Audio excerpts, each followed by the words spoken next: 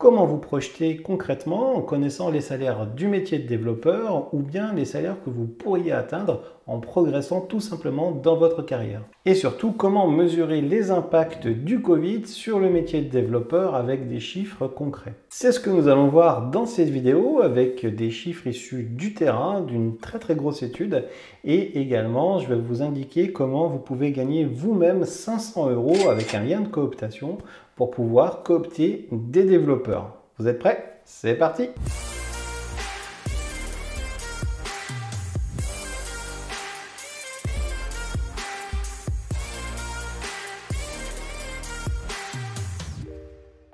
Peut-être que vous allez aimer cette vidéo, partagez-la, mettez vos commentaires juste en dessous et puis n'oubliez pas d'appuyer sur la petite cloche des notifications pour ne pas rater les prochaines publications. Comment faire pour avoir des données fiables et qui ne sont pas simplement des regroupements de données qui ont été piochés ici et là sur Internet, et surtout comment connaître les salaires avec des valeurs à jour? Alors j'avais publié il y a quelques temps une vidéo et un article où je présentais mes propres salaires issus de mon parcours, fiche de paye à l'appui, où je vous présentais quels étaient les salaires possibles pour un technicien système et réseau, développeur, expert technique, consultant senior et chef de projet. Cette fois, nous allons aller plus loin avec une étude menée par la société Talent.io avec Slimane Azoulay-Coudre, le responsable marketing en charge de l'étude. Cette étude est la synthèse des données internes de la société Talent.io basée sur plus de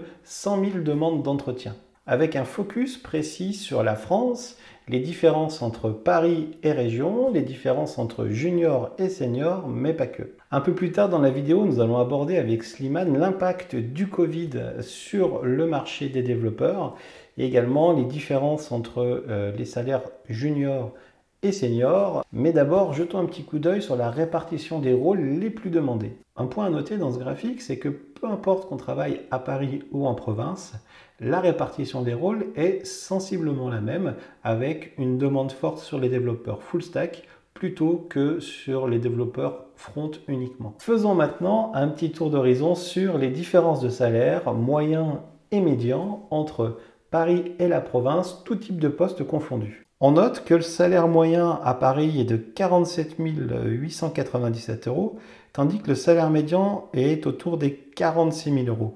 En province, on va descendre de 6 à 7 000 €, avec un salaire moyen de 40 730 € et un salaire médian de 40 000 €.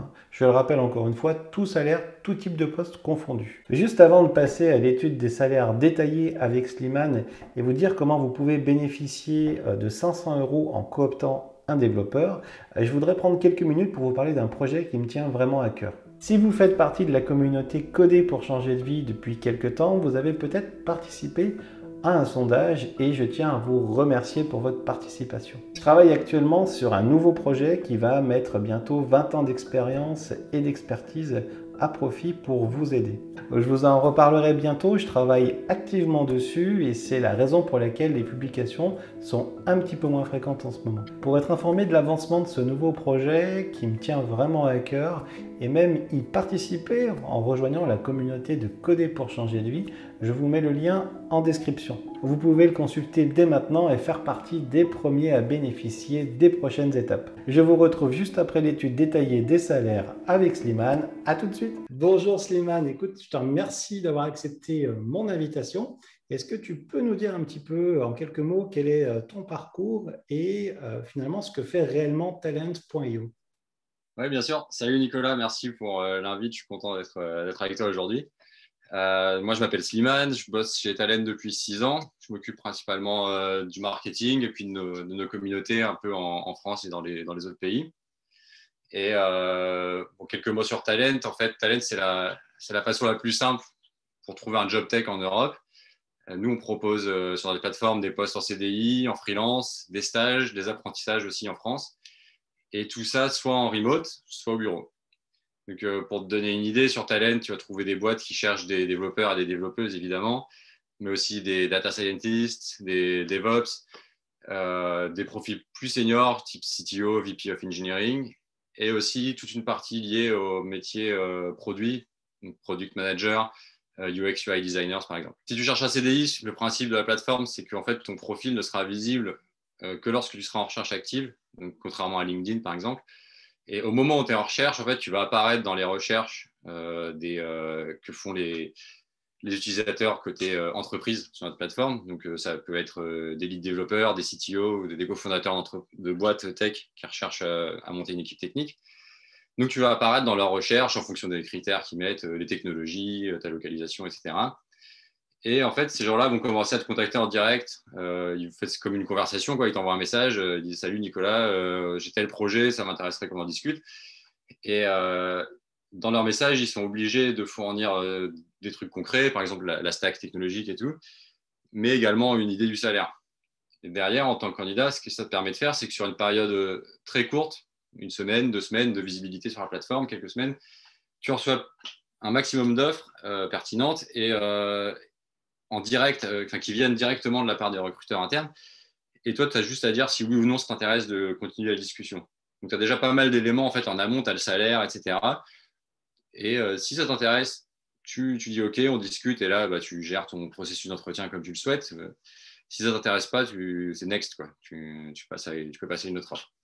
Donc vraiment, c'est comme ça que j'imagine la façon la plus simple de faire. Si ça t'intéresse, tu dis OK, sinon tu passes à autre chose. Côté freelance, c'est un peu différent. En fait, si tu es un freelance, on va prévoir un appel avec toi pour comprendre vraiment ce que tu recherches, quel type de mission, quel type de structure aussi d'entreprise, quel est ton taux journalier moyen, évidemment. Et en fonction de ça, notre équipe en interne va te pousser des missions vraiment sur mesure, quand c'est le bon moment aussi, en fonction de si tu es occupé ou pas, si tu as une activité en ce moment ou non. Et donc, voilà, la ligne directrice, c'est que ça soit très simple. Tu nous dis ce que tu recherches, nous, on s'active derrière et on te propose des missions et c'est à toi de dire si ça t'intéresse ou pas. Oui, et pour avoir utilisé la plateforme à un moment, j'avais noté, et ça m'avait vraiment séduit, c'est une vraie relation avec la personne qui nous conseille chez Talent et qui s'occupe vraiment d'avoir le bon profil pour le recruteur, je parle pour la partie CDI, et le candidat aussi est bien pris en compte et on ne perd pas de temps des deux côtés. Ça, j'avais trouvé ça super. Ouais, c'est vrai qu'on a vraiment mis l'accent sur l'accompagnement. Donc, chaque candidat ou candidate qui s'inscrit sur notre plateforme se voit associé à ce qu'on appelle un talent advocate chez nous.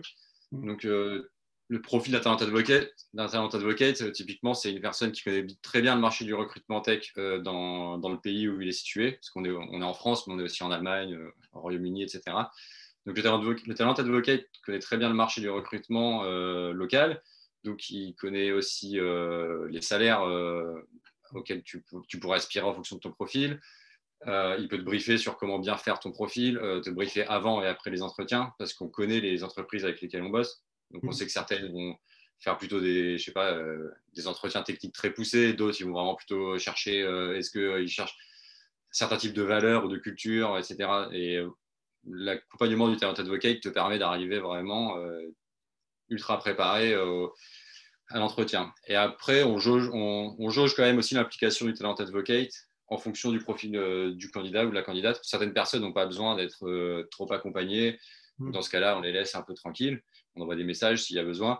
Et d'autres, par contre, par exemple, je pense à des juniors qui sortent en freelance, qui savent pas, qui ont plein de questions administratives, des choses comme ça. Ces personnes-là, on a vraiment beaucoup de temps pour les accompagner au téléphone. Même avant, on pouvait les voir en direct. Bon, là, on ne le fait plus à cause du Covid. Mais s'il faut, voilà, on a vraiment beaucoup de temps pour s'asseoir, réfléchir à leur projet, les conseiller sur le type de structure. Est-ce qu'il faut faire une SASU ou un autre format d'entreprise, etc.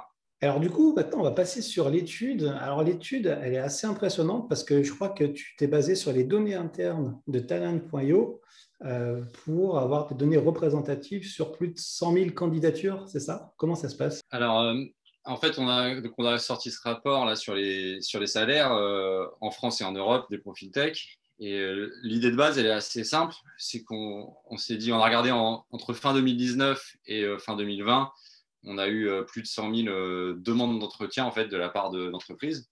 C'est-à-dire, c'est une demande d'entretien, c'est une boîte qui contacte un profil qui lui dit, j'ai tel job avec j'ai besoin de tel stack technique, voilà la position dont on parle, donc je sais pas, back-end développeur, et le salaire, c'est entre je sais pas, 55 et 65K par exemple, annuel.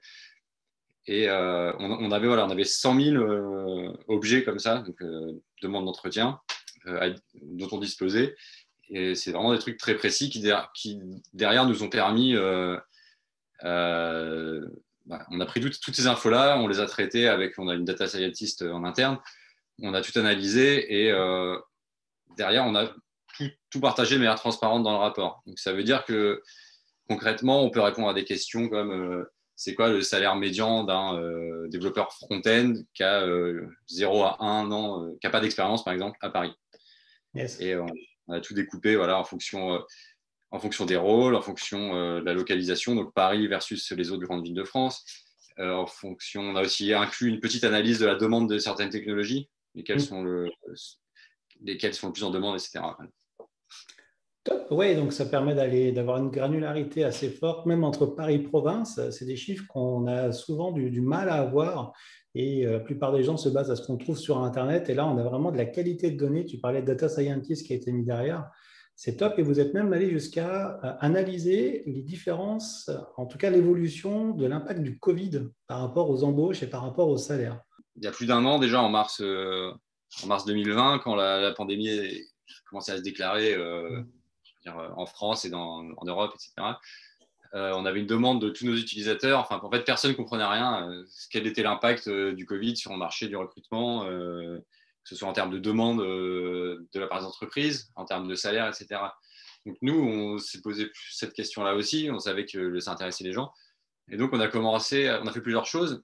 On a commencé déjà à monitorer au jour le jour tous les plus grands job boards publics qui existent. Donc, on pensait à Indeed, Monster, LinkedIn, ce genre de choses-là. Monitorer le volume d'activité sur ces job boards-là. Ah oui. Et pour comprendre vraiment l'impact de la pandémie sur le volume d'offres, donc la demande en fait, de recrutement des entreprises tech. Et c'était assez effarant parce qu'on s'est rendu compte que juste avant la pandémie, en moyenne, il y avait 4000 boîtes par semaine qui postaient au moins une nouvelle offre. Donc qui avait une nouvelle ouverture de poste, on va dire, technique. Donc il y en avait 4000 par semaine. C'était assez régulier, semaine après semaine. Et en l'espace de quelques semaines, presque du jour au lendemain, entre mars et avril, ça s'effondrait de 50%.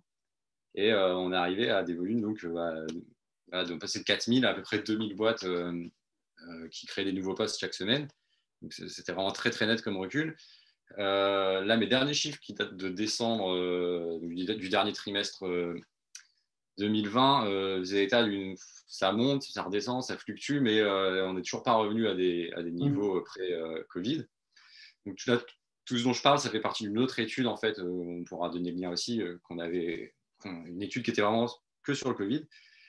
Et derrière, ça s'est traduit également par d'autres choses qu'on présente dans la nouvelle étude sur l'étude des salaires, par des baisses de salaires médians en fonction sur certains rôles particuliers sur la plateforme. Yes, et il y avait des différences. Tu parlais d'une chute de 50, même jusqu'à 60%, je crois, d'offres sur Paris, alors que l'impact était un petit peu moindre en région. Et on a vu que les seniors n'étaient pas forcément touchés sur Paris, mais peut-être un peu plus en région, avec parfois des chiffres un petit peu étranges, parce que les juniors de 0 à 1 an en région avaient finalement une petite progression même de 3%. Pas forcément facile à expliquer, mais c'est les stats internes. Ça, c'est assez intéressant. Donc, il y a beaucoup de choses. Tu fais bien de le préciser déjà. Donc, c'est des stats internes. Donc, nous, on a analysé. On estime que l'activité sur notre plateforme est assez représentative du marché parce que, spécialement en France, on a vraiment la majorité des boîtes tech qui recrutent chez nous et énormément de candidats et de candidates, du coup, qui sont sur notre plateforme. Donc, là, si un recruteur ou un candidat veut avoir un peu une image à l'instant T de c'est quoi le marché du recrutement tech aujourd'hui, voilà, nos infos sont vraiment pertinentes. En revanche, il y a beaucoup de choses qu'on ne sait pas expliquer. Là. On a pris une photo, elle est là. On peut voir des tendances, comprendre un peu la direction de certaines tendances. Derrière, c'est dur à expliquer. Par contre, il y a quelque chose qu'on a remarqué. En fait, on avait fait aussi quand le Covid est arrivé, on a fait une étude en interne auprès des recruteurs qui utilisaient notre plateforme. Et il y en avait à peu près 40% qui avaient prévu de geler tous les recrutements jusqu'à la fin de l'année. Ouais. Et il y en avait d'autres, j'ai plus le chiffre en tête, une autre partie qui, s'ils n'avaient pas gelé tous les recrutements, avait quand même mis un gros frein sur les recrutements et notamment de profils juniors. Et donc, ça veut dire qu'ils gardaient quelques postes critiques qui sont vraiment, qui leur semblaient vraiment critiques pour, on va dire, pour mener à bien la mission de leur boîte. Par exemple, si tu as besoin d'un CTO, c'est dur de faire sans. Et donc, voilà. Et d'après moi, ça pourrait expliquer le fait qu'on ait vu que les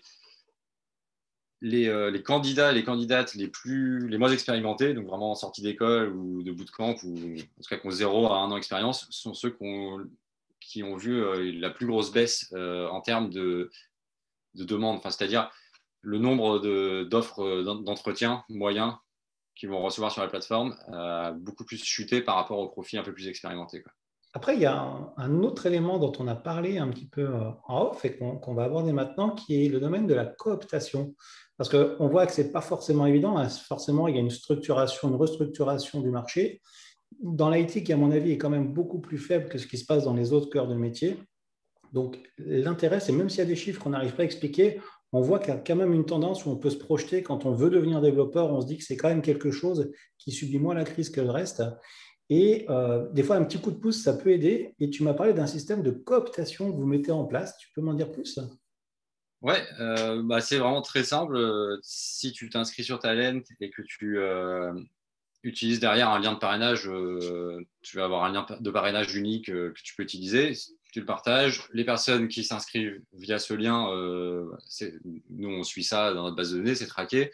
Et si un de tes contacts trouve un job grâce à talent.io et passe ses 90 jours de période d'essai, tu reçois une récompense de 500 €. Ça peut être de l'argent, on va dire 500 € cash si tu es en mesure de faire une facture. Donc, si tu es freelance, par exemple, que tu es auto-entrepreneur ou quoi, tu peux faire une facture et là, on peut virer 500 €.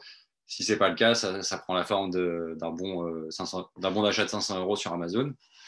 Et nous, en général, on a vraiment les meilleurs candidats qui viennent par ce biais-là. Parce que c'est des gens qui connaissent Talent, qui ont aimé l'expérience qu'ils ont sur Talent, qui vont en parler à leurs amis, leurs collègues, quoi. Et ça se passe toujours super bien pour nous et puis pour les candidats qui derrière sont récompensés aussi.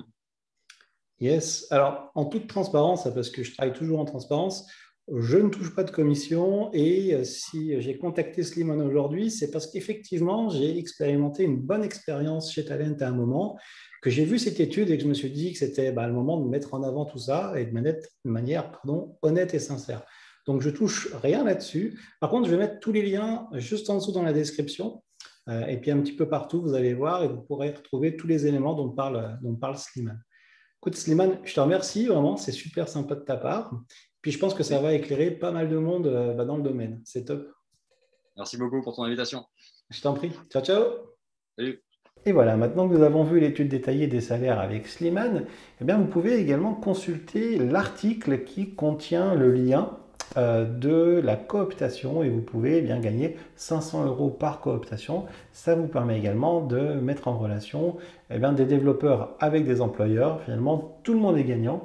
Alors, que dire de l'impact du Covid sur le salaire des développeurs, sur le marché de l'emploi en général? Eh bien, on voit tout simplement que, comme on pouvait s'en douter, les métiers dans les nouvelles technologies sont moins touchés que dans les autres secteurs. Ils sont quand même touchés, mais les personnes qui ont de l'expérience et les profils de développeurs compétents sont toujours recherchés et chassés. Comment faire si on vous dit que vous n'avez pas l'expérience suffisante ou alors que par exemple vous êtes trop âgé, que vous ne rentrez pas dans les grilles? J'ai également fait un article dédié à ce sujet que je mets en description. Allez le consulter, j'ai pas mal de bons retours et c'est des propositions qui peuvent concrètement fonctionner pour vous. Dernière information, si vous êtes arrivé jusque-là, merci d'être resté dans cette vidéo jusqu'à ce moment-là. Si vous souhaitez démarrer une carrière de développeur, je vous invite à consulter mon guide gratuitement, qui est le guide d'un ami pour démarrer une carrière de développeur en 6 étapes. Et puis, si vous ne savez pas par où commencer, vous pouvez débuter votre apprentissage par le premier pilier de la programmation, en suivant cette formation gratuite dédiée à l'algorithmique, où vous allez apprendre de façon simple et ludique en suivant la recette des lasagnes à la bolognaise et une boîte à œufs. De mon côté, je vous retrouve très bientôt. Je vous dis à très vite. Je vous remercie de suivre cette aventure de coder pour changer de vie. Vous êtes de plus en plus nombreux à me laisser des messages et ça fait chaud au cœur. Je vous dis à très très bientôt. Ciao ciao!